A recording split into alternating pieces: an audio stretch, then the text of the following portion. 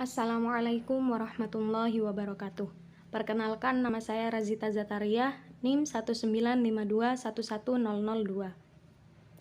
Saya akan menjelaskan sedikit mengenai manajemen sains dalam manajemen pengambilan keputusan. Yang pertama yaitu pengertian pengambilan keputusan.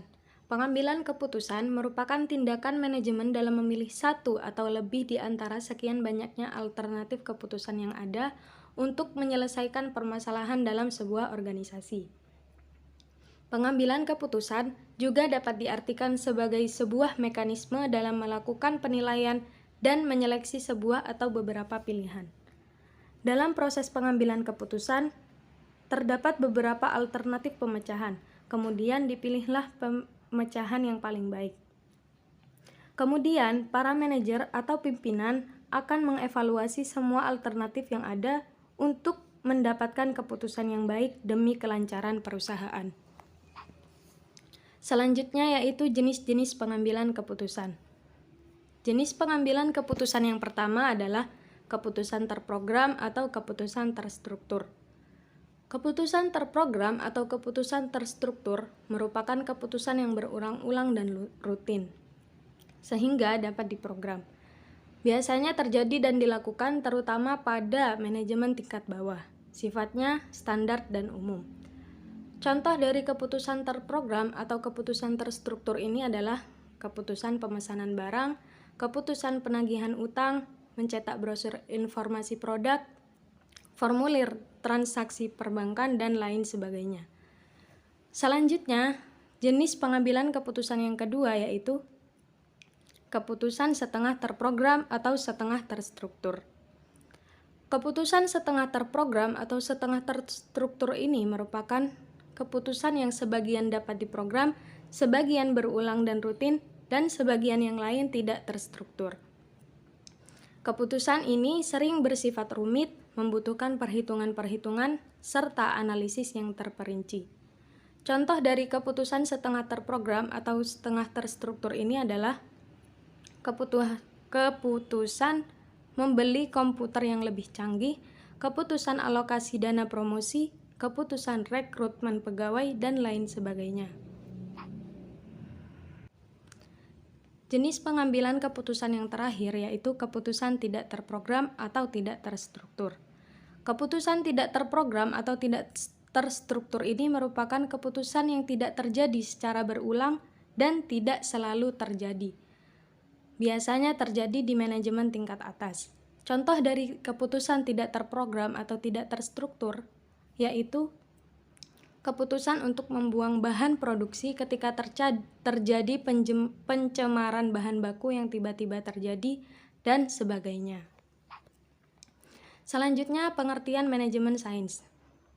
Manajemen sains merupakan penerapan teknik matematika dan prinsip-prinsip ilmiah untuk memecahkan sebuah masalah dan membantu para manajer dalam membuat keputusan yang lebih baik.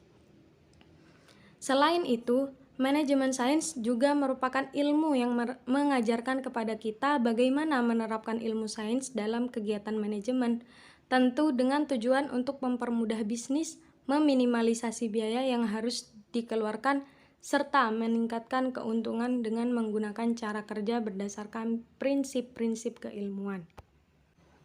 Sehingga dengan pengertian manajemen sains yang telah kita ketahui, artinya manajemen sains itu sangat dibutuhkan dalam seluruh kegiatan manajemen. Selanjutnya yaitu jenis-jenis teknik manajemen sains. Teknik manajemen sains yang pertama yaitu program linear. Pada umumnya, teknik program linear ini berupa langkah-langkah matematis yang telah ditentukan dalam rangka memecahkan masalah. Contohnya seperti metode grafis, simplex, transportasi, penugasan, dan lain-lain. Jenis teknik manajemen sains yang kedua yaitu teknik probabilitas, yaitu solusi yang mengandung unsur ketidakpastian dengan kemungkinan adanya solusi alternatif dan pada umumnya hasilnya bersifat probability atau kemungkinan. Jenis teknik manajemen sains yang ketiga yaitu teknik jaringan, yaitu sistem yang sedang dianalisis baik deterministik maupun probabilistik. Dan teknik manajemen sains yang terakhir yaitu teknik lainnya, yaitu teknik-teknik yang tidak mudah digolongkan seperti teknik persediaan, teknik linier, dan teknik non-linier.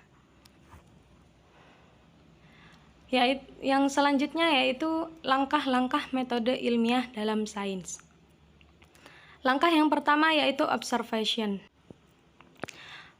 Observation yaitu mengenali dan mempelajari masalah-masalah yang dialami oleh perusahaan atau organisasi agar masalah tersebut dapat dikenali serta diantisipasi sebelumnya. Langkah yang kedua yaitu problem definition, yaitu masalah yang harus dapat didefinisikan. Maksudnya adalah masalah harus dapat didefinisikan serta dijabarkan dengan singkat, padat, dan jelas. Dalam hal ini, visi dan misi perusahaan akan sangat membantu dalam mengetahui masalah yang sedang terjadi. Langkah yang ketiga yaitu model construction.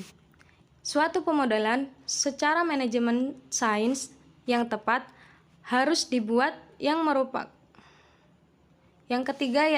langkah yang ketiga yaitu model construction.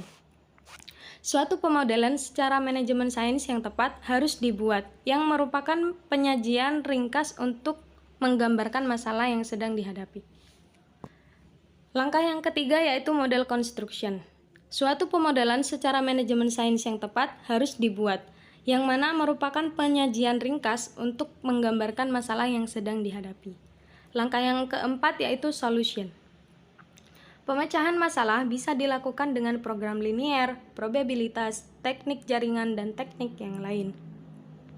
Yang terakhir adalah implementation. Untuk mendapatkan solusi yang optimal, maka harus digunakan pemodelan-pemodelan yang lain agar benar-benar mendapatkan hasil yang optimal. Kemudian, kegunaan manajemen sains dalam pengambilan keputusan. Yang pertama yaitu untuk menyelesaikan masalah-masalah yang dihadapi oleh seorang manajer, baik yang bergerak dalam sektor publik maupun swasta, dalam pengambilan keputusan melalui pendekatan model-model matematika. Yang kedua yaitu untuk mencegah terjadinya kerugian-kerugian perusahaan melalui pendekatan kerja yang efisien. Kemudian contoh real penerapan manajemen sains dalam pengambilan keputusan. Diketahui kapasitas produksi yang tersedia adalah 640 jam untuk mesin pertama, 700 jam untuk mesin kedua, dan 304 jam untuk mesin ketiga. Untuk memproduksi satu unit produk K memerlukan 16 jam di mesin pertama, 10 jam di mesin kedua, dan 4 jam di mesin ketiga. Untuk memproduksi satu unit produk L memerlukan 10 jam di mesin pertama, 14 jam di mesin kedua, dan 8 jam di mesin ketiga. Sedangkan keuntungan yang diperoleh dari produk K sebesar 100.000 per unit dan keuntungan yang diperoleh dari produk L sebesar 80.000 per unit. Pertanyaannya adalah, kombinasi produk yang optimal untuk bulan depan dengan model programasi pangkat 1 metode grafik. Penyelesaiannya yaitu tujuan memaksimumkan keuntungan dalam kurung Z sama dengan 100.000 K per 100.000 K ditambah 80L. Batasannya yaitu 16K plus 10L kurang dari 640, 10K plus 14L kurang dari 700, 4K plus 8L kurang dari 304. Selanjutnya untuk gambar grafiknya yaitu 16K plus 10L sama dengan 640, 10K plus 14L sama dengan 700, dan 4K plus 8L sama dengan 304.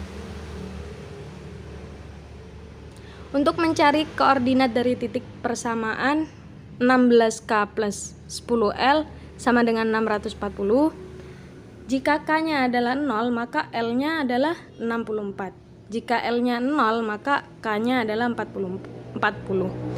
Kemudian untuk mencari koordinat dari dua titik persamaan 10K plus 14L sama dengan 700. Jika K sama dengan 0 maka L-nya adalah 50. Jika L adalah 0 maka K-nya sama dengan 70. Kemudian mencari titik dari dua titik persamaan. 4K plus 8L sama dengan 304. Jika K-nya 0, maka L-nya adalah 38. Dan jika L-nya 0, maka K-nya adalah 76. Dan grafiknya bisa kita lihat di bagian kanan. Kemudian alternatif dengan kombinasi produk 0.38 yaitu keuntungan atau Z sama dengan 100.000 kali 0 ditambah 80.000 kali 38 sama dengan 3.040.000. Sedangkan untuk alternatif B yaitu 16K plus 10L sama dengan 640 dan 4K ditambah 8L sama dengan 304. Itu kita kalikan 4 agar K-nya itu memiliki nilai yang sama. Sehingga 16K plus 10L sama dengan 640 dikurangi 16K plus 32L sama dengan 1216. Hasilnya min 22L sama dengan min 576. Sehingga L-nya adalah 26,18 atau bisa dibulatkan menjadi 26. Kemudian 4K ditambah 8L sama dengan 304. 4K dikalikan 8L karena L-nya sudah kita ketahui di atas yaitu 26. Maka 8-nya kita kalikan 26. Hasilnya 4K ditambah 8 kali 26 yaitu 304. 4K ditambah 208 sama dengan 304. Sehingga 4K sama dengan 304 dikurangi 208 karena pindah ruas. Yaitu 4K hasilnya 4K sama dengan 96. Sedangkan untuk mencari K yaitu tinggal dibalik saja. 96 dibagi 4 hasilnya adalah 24. Sehingga dapat kita ketahui K-nya adalah 24. Jadi alternatif B dengan kombinasi produksi 24,26 atau 24.26 yaitu keuntungan sama dengan 100.000 kali 24. 24 dapat kita dapatkan dari K-nya plus 80.000 dikalikan 26 atau L-nya sama dengan 2.400.000 ditambah 2.080.000 hasilnya 4.480.000. Sedangkan untuk alternatif C dengan kombinasi produksi 40.0 yaitu keuntungannya 100.000 dikali 40 plus 80.000 dikali 0 hasilnya adalah 4 juta. Dengan begitu dapat kita ketahui bahwasanya alternatif B merupakan alternatif kombinasi yang paling optimal karena keuntungan yang diperoleh maksimal atau paling besar. Sehingga agar diperoleh kombinasi yang optimal maka jumlah unit yang harus diproduksi adalah K sama dengan 24 unit dan L 26 unit dengan keuntungan sebesar 4.480.000. Untuk referensinya bisa dilihat di layar saja. Sekian materi yang dapat saya sampaikan. Kurang lebihnya saya mohon maaf. Wassalamualaikum warahmatullahi wabarakatuh.